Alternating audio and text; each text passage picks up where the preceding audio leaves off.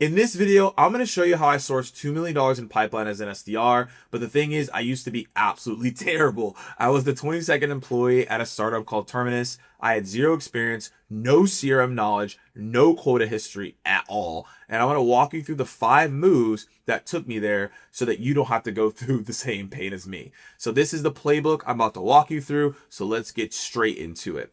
So these are the 5 moves that you want to write down if you're taking notes on this video today.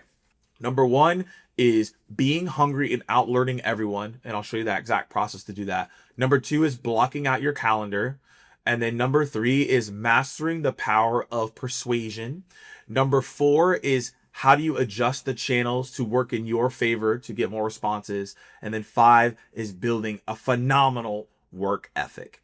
From there, we're going to talk you through how to track these things to make sure that you're getting better. So let's go ahead and just break it down. So number 1 is being hungry and outlearning the room. So when you first start out as an SDR, you need to tell people that you want to learn as much as possible. My first day on the job, I told Tony, who was the VP of sales, and Lucas, who's director of the sales development team, and the co-founders who hired me, that I'm going to be the person who's going to be hungry. And even though there's more people that have experience than me, I'm going to soak as much knowledge as possible. And I will commit to learning every single day. And y'all probably seen the video. Les Brown is like, you gotta be hungry. So this is exactly what I did. And you can follow this. Every single day, I would read something from the industry. Back in the day, it was Sales Hacker. There's obviously a lot of great content out there. Now on LinkedIn, shout out to Jen Allen, where I used to work, and my good friend, John Barrows. There's also Sam McKenna. There's a lot of people you can go follow to get great advice from a B2B perspective. But the whole thing is you need to go find 3 to 5 resources that you read and consume every single day. So again, mine was Sales Hacker. I listened to a lot of podcasts. I read a lot of Twitter threads from top reps because I wanted to get better. The next thing that I did is I asked every single person in the company how that they won. Now, this is really important because a lot of people will try to come in and say, oh, it's up to me. Don't be like me in the first 3 months because I tried to be up to me and I didn't listen to people as much. Do this faster. What I'm going to tell you, go to every single top SDR and top AE. If you are local to the area to them, buy them lunch and take them out and say, hey, I want to learn everything that you know. And I'm going to ask you some questions. And so from that dialogue and asking them some questions, you actually will be better, shocker, because you're going to be able to get the secrets. You're going to figure out what works, what doesn't work, and what they do differently if they were starting in your shoes. And these are the questions that you need to ask. And so once you understand what works, what doesn't, and how to do them differently, I would take notes from each person and find out what works best for you personally and your own style. Everyone's going to be different in how they approach their SDR role, but I promise you, if you take this effort, you will be massively successful in what you do. I tried new tactics every single week. Some of them were absolutely terrible. Some of them hit, but the act of trying is ultimately what compounds. And so at month 4 and 5, that's when I started taking it to the next level by documenting my journey as an SDR. Now, the goal wasn't to become an influencer or an expert. It was just to be a student. And right now in this world, you want to be a student and learn as much as possible, because the more that you seek to learn, the more information people give you. But if you stop learning, then you'll just ultimately be behind. And that's how I was able to get very far ahead, I'd say, in my role, is I kept learning. The last thing that I'd say here before we move into point number 2, which is the schedule, and this is something I did not do in the beginning that I would encourage you to do now, is obsessively study your buyers. I believe we're in a decade right now where we need to reconnect to the things that worked, reconnect to ourselves, reconnect to nature, and reconnect to what the buyer pain points are instead of just plugging into Claude and saying, oh, I wonder what's going to happen today. No, go talk to customer success. Sit on the calls with the customers. Get the transcripts and analyze what the people are saying. And then that's going to make you a better SDR because you're going to be able to speak the talk of the town and talk directly to these people. And also as a sales leader, you should be having your SDR team do this every single week. I don't know why people don't do this, because the better that you understand the buyer, the more you're going to stand out. Now that we've gotten the skills and the understanding from the different reps and different people, now we're going to dive into the schedule. So the thing that nobody told me when I started is how to block your time appropriately. In college, you have a lot of free time. You go to class, which is on a schedule, but you kind of can do whatever outside of that. And you cannot do that in an SDR role. Then the first 3 months, I treated it like college, and I got cooked. I came in, got distracted, made calls at random times, and I missed the windows when prospects actually answered me. So this is what I learned that you can now execute. If you don't schedule your life will schedule you. So what that means, and I write that down, is you want to time block everything, because an organized schedule leads to organized results, and a sporadic schedule leads to sporadic results. So what I would recommend you all to do is create something called the Stoplight Method. Now, most of you watching, leaders that are watching, you probably have been at a stoplight, I hope. Otherwise, we got a different conversation. But you've driven a car and you got to the stoplight. And so when you get to the stoplight, green, yellow, and red. And so when you are looking to prospect as an SDR, you need to know what your green, yellow, and red is. So green, I like to call that money-making activities. Money-making activities. So what are money-making activities? These are cold calls, video prospecting, cold emails, LinkedIn, flying to a client, anything that is going to directly correlate to you producing pipeline as a hunter, pipeline generator, sales development rep. A's, if you're watching, same thing for you too. And then you want to position time blocks to the money-making activities. So I'll give you a prime example for me. I knew at 8 a.m. local time to 9:30 local time, I got the most pickups when I was an SDR. So guess what? I called during those times. Hey, don't hit me up. Don't ask me to come to a meeting. I'm trying to book a meeting. So that's what I did there. Then from 1 to 2, I did really good from a LinkedIn perspective, right? I would get a lot of LinkedIn responses. Emails would be 11 to 12. So find out what that is for you and create that. Then yellow is prepping for the money-making activities. So yellow could be what you're doing right now, watching this video. So like, comment, subscribe, by the way. But yellow is, right, prepping for the money-making activities to make you better. So that's reading books, watching videos, etc. And then red is taking a break. So based on data, psychologically in our brain can only work up to 90 minutes on an activity. You can work past that, but your brain will not be operating at full capacity. So that's why I always tell people, put in breaks between your money-making activities, 15, 30-minute break, go on a walk, call a friend, go play video games. I don't really care what you do, but you don't want to be working at every single moment like the gurus tell you, because you're going to actually burn yourself out, and we don't want that, right? So that's how you organize your time with something we call the Stoplight Method. And it works because an organized schedule leads to organized results, and a sporadic schedule leads to sporadic results. As a leader, your team should know their money-making activities. They should know their prep times for those money-making activities, and they should know when to take a break, right?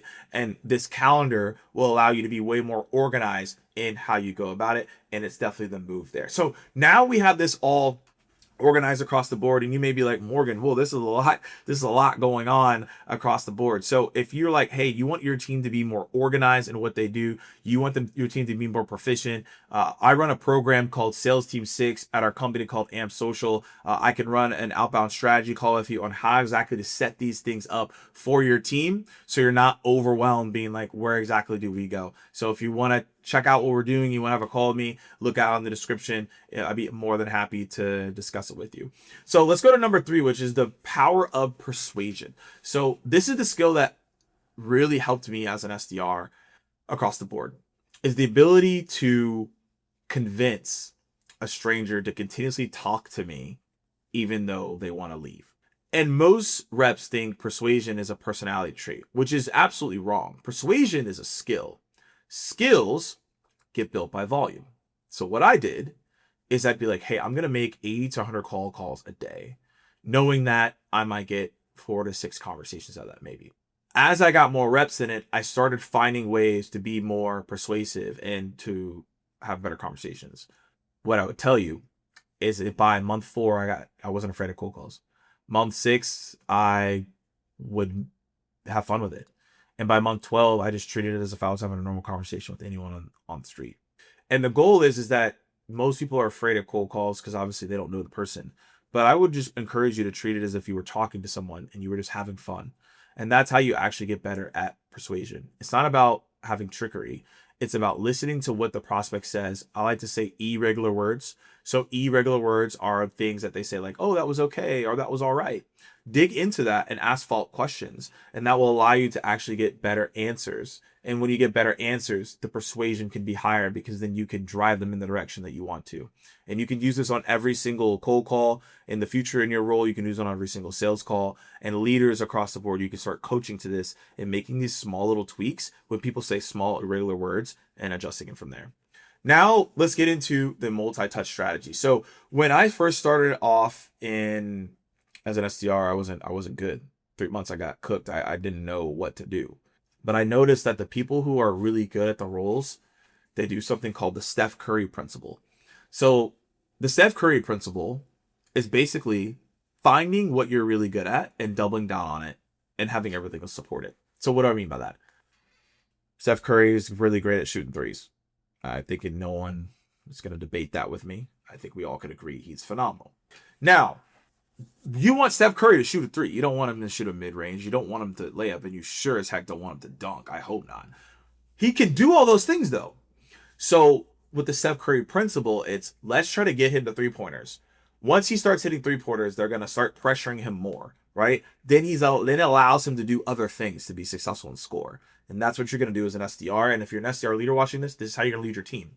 Your focus operationally as a rep is to be like, how do I find the thing I'm really good at, and how do I have everything support that? So I'll give an example. There was a rep that when I was an SDR manager that I led, and she was really great at videos. So I said, hey, if you make 20 videos a day, you're going to exceed your number, and then you can make less calls and send less emails. I don't need you to do all that other stuff. So we knew if she made 20 videos and sent them out, she could book 3 to 4 meetings from the 20 videos. And I said, just do that, and then have your cold calls and emails support the videos you're sending out.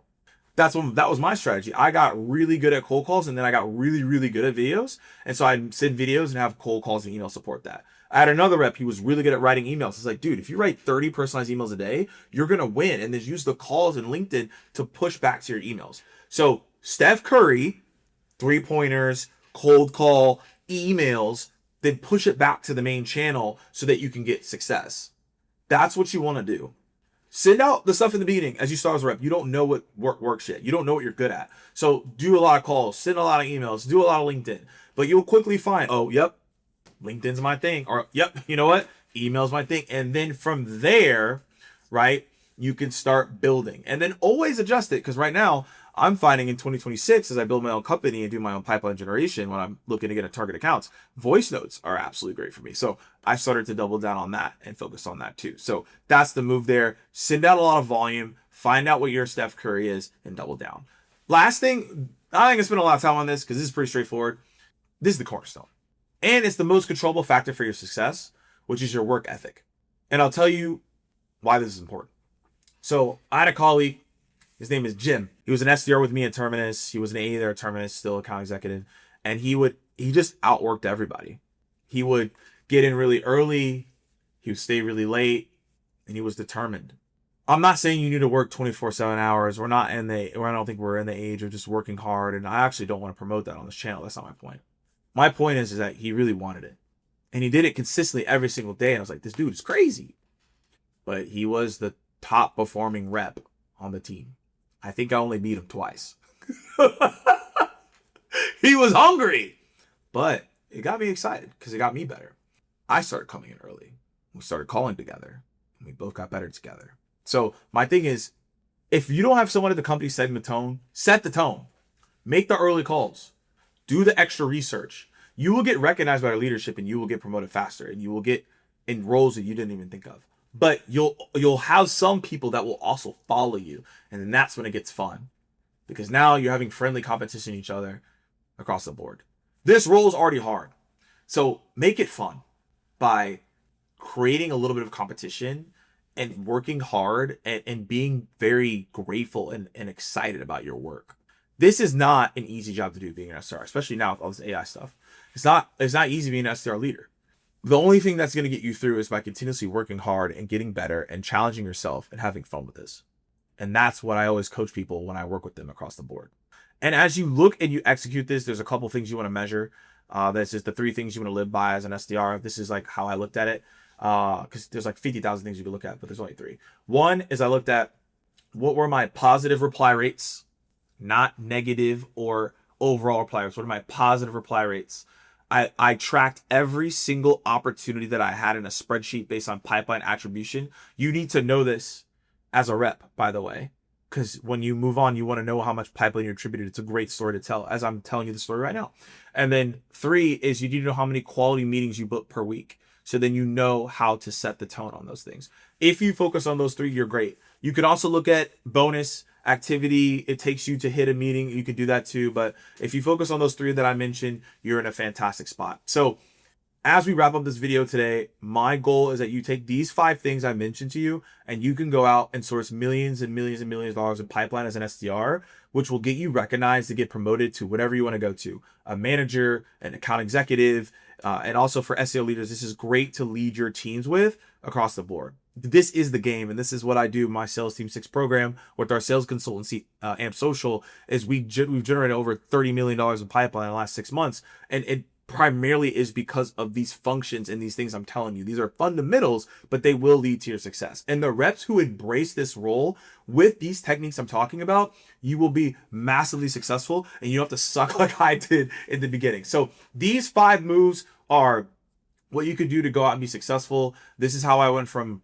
barely making any money as a college grad coming out to sourcing $2 million in pipeline and becoming one of the top reps in the company. So if you're an SDR and an A today running this role, make sure to like, comment, subscribe to the video. Let me know if you like this content. If you got other content that you want to check out. Leaders, if you are looking to install something in your team today, the Sales Team 6 in the channel description, you can have a strategy call with me for free. And if this helped out, feel free to share this out with people. Also, we're going to keep it rolling. Happy prospecting, everybody. Keep it easy, and we'll see you on the next one.